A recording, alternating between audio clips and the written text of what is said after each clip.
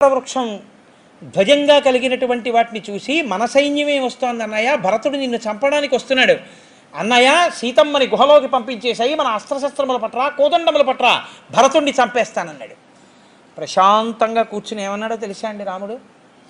ధర్మమర్ధంచ కామంచ పృథివీంచాపి లక్ష్మణ ఇచ్చాపి భవతామర్ధే ఏతత్ ప్రతిశృణోమితే. లక్ష్మణ, ధర్మము కాని అర్థము కాని కామము కాని నేను జీవితంలో అనుభవించి సంతృప్తిగా ఉండడము అంటే నా తమ్ముళ్ళు కూడా వాటిలో సంతోషంగా ఉన్నంతకాలమే నేను ఉంటాను. అంతేగాని తమ్ముణ్ణి చంపి నేను సంతోషంగా ఉండడం ఉండదు. అది భాతృధర్మం కాదు, అది పెద్దవాడి మర్యాద కాదు. నేను అలాంటి పనులు చేసేవాడిని కాదు. నీకేమైనా రాజ్యం కావాలా చెప్పు, భరతుడికి చెప్పి నీకు ఇప్పిస్తానండి. ఇంత లక్ష్మణుడు నీరు కారిపోయాడండి. అది రాముడు అంటే.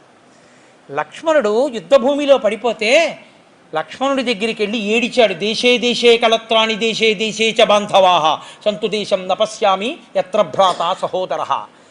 లోకంలో ఇంకొక దేశానికి వెళ్ళి కావాలన్న భార్య దొరుకుతుంది, పిల్లనిస్తారు. ఒక అమ్మ ఒక నాన్నగారి కడుపులోంచి పుట్టాము అన్న అనుబంధం ఈ జన్మకి ఇంతే.